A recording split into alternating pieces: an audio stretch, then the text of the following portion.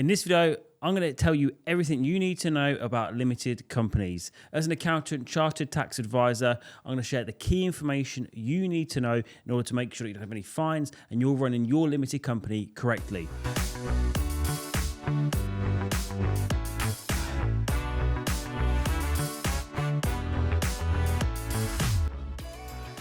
The first thing to talk about is, what is a limited company? Well, it's basically it is a separate legal entity. So it kind of exists entirely on its own right. So if you're running a business in your own name as a sole trader, as a partnership, well, that is actually you. You pay tax personally. You're personally liable. So if somebody sues you or you have creditors, your personal assets are potentially up for grabs. Whereas with a limited liability company, actually it's a separate legal entity. So actually it exists independently of you. It has shareholders, it has directors who make decisions. So actually when a limited company owns assets, it makes profits, those assets and those profits, and if it has liabilities, they belong to the limited company, not the directors and shareholders personally. So for a lot of people running a business, investing in property, a limited company is the best way to do it because of those benefits. If you're carrying on a risky activity or a risky trade, why do that personally when your personal assets are at risk, when you can benefit from a limited company and having it as a separate legal entity, so if anything does happen, your personal assets aren't on the line, but only the company's are. So with a limited company, what are the filing requirements and when do things have to be in by? So with a limited company, there are a couple of different things that you need to do in order to basically avoid any pretty nasty fines and penalties with Companies House and HMRC. So the first thing that a company needs to do is submit annual accounts. They don't usually need to be audited unless you are a very large company, but you still need to submit accounts to Companies House, showing the balance sheet, and especially I think next year or the year after that, they're going to introduce the profit and loss that has to be shown at Companies House. These need to be filed within 9 months after the company's year-end date. So what will happen is when you set up your limited company, say for instance you set up in January, well actually your accounting period by default will be up to the end of January, then 12 months from that. And that will be your period of account, effectively your accounting period. And of course you can change your company year-end date, as a lot of people do. So quite often you want the calendar year end. So if you were to set your company up halfway through the year, you could potentially shorten it. So you do a short set of accounts just to basically mirror it up to the calendar year. Or quite often people go with 31st of March year end, just so that it's easy when you're looking at your dividends, because it kind of mirrors the personal tax year. So you've not got to look at, okay, what dividends did I take? What tax year are they in? It keeps it nice and simple. The second thing a company has to do is a corporation tax return. So this goes to HMRC, obviously, and what it does is it lists out all of your income, some of your expenses, all the categories, and you also include your accounts with them as well, as the HMRC have your full version of accounts. And actually, the corporation tax return is due 12 months after the year end. But the payment of corporation tax is actually due 9 months after the year end. So for most people, that 9-month deadline is really what you're working towards with your accounts, with your corporation tax, with the payment of corporation tax, because ultimately, you make sense to do all of these things at once. And then the last thing that companies do, the last thing is a confirmation statement.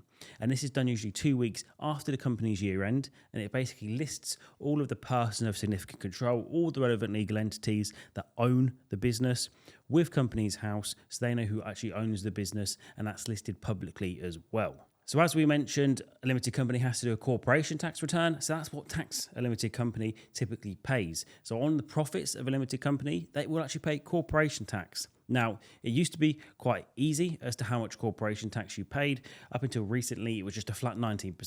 But of course, they've changed it. They like to make tax interesting and complicated for everybody. So they've now introduced the kind of small profits threshold again, where the way it works is the first £50,000 worth of profits are taxed at 19%. And actually from £50,000 to £250,000, you have an effective tax rate of 26.5%. And then on profits over £250,000, you have a tax rate of 25%. So it's quite confusing. And of course, if you've got other associated companies, this brings those thresholds down, as I've mentioned on other videos. But in the long and short of it, those are the tax rates that will apply to your limited company. Then, of course, if you take the money out again as well, there's probably additional taxes to pay as income tax. If you were to take your salary, dividends, interest income or rent payments to your premises, you would pay tax on them, and usually they're all tax deductible within the company except for dividends. What expenses can you deduct from your limited company? Well, the good news is pretty much all expenses are tax deductible as long as they're a valid business expense. The only exception for this, the most obvious and most common exception, is business entertaining. HMRC don't like this, so if you were to incur an expense in taking a client out to dinner, you would not get a tax deduction for this within your limited company. But that said, it's still worth putting it through your company, because if you were to pay for those expenses personally, you've already paid tax on that income that's in your personal bank account. So actually, you'd be much worse off than if you just used a company card. You don't get a corporation tax deduction for it, but that's fine. It's still much more tax efficient than you need your own money, which has already been subject to tax. How can you take money from your limited company? Well, as we mentioned, because a limited company is a separate legal entity, you can't just help yourself to the money, transfer it in and out. Essentially, it's not your money. So you need to remember this and put in the correct payment structure to actually withdraw money from your limited company. Quite often, the most tax efficient way of taking money out is, it obviously depends on your other income, but for a lot of people, a lot of directors, is a small salary, typically up to the 12,570. That's tax deductible in the company, and it's pretty much tax-free for you, falls within your personal allowance. There's probably a little bit of national insurance to pay depending on whether you have other employees on the payroll, and you can get that employment allowance. Anything over and above that, dividends. The only time that kind of payment structure changes is if you can look to rent, you're using your personally owned assets and you're renting them to the company, such as a warehouse or an office space. Or if you have a large director's loan where you've put money into the company and you're charging interest on that, that can be a very, very tax efficient way to take money out because there's no national insurance on that. But those are the only two times it changes. For most people, it's salary and dividends. What happens if you borrow money from your company? So effectively, if you don't actually take money out of your company as a salary dividend, but you just take it out into your personal bank account, you're kind of borrowing it, you might repay it later on. What are the tax consequences on this? Quite often, this is what people do. They borrow a lot of money from their company, and they're completely unaware of the tax consequences. But actually, they can be pretty dire because there's a section, it's called Section 455, because that's what it is of the Corporation Tax Act. And it basically says that where a director's loan is outstanding 9 months and 1 day after the year end, there's basically an additional tax that's imposed. Currently, it's 33.75%, equivalent to the higher rate dividend tax rate. And basically, that is charged and then paid by the company for you having that director's loan account overdrawn. So if you had £100,000 overdrawn director's loan account where you owe your company that money, you'll be paying about £33,000. The company will be paying £33,000 until that loan's repaid. When you repay that loan, whether it's by putting the money back in the bank or putting a dividend or salary through to kind of credit that loan account, then the company can reclaim that tax from HMRC. But generally, it's not worth borrowing money from your company because, as you can see, the amount of tax that's actually paid is similar to the tax rate that would apply on a dividend. So with your limited company, you've got that set up, you know all the basics around it, but when's the best time to get an accountant? And to be honest, the best time to do it is as soon as you can afford to do it, because an accountant shouldn't be an expense in your business. They should be an asset. They're an investment, and they should be adding value. An accountant isn't there just to file the accounts and the tax returns and put those numbers in the boxes and give them to HMRC. They should be a proactive business and tax advisor within your company.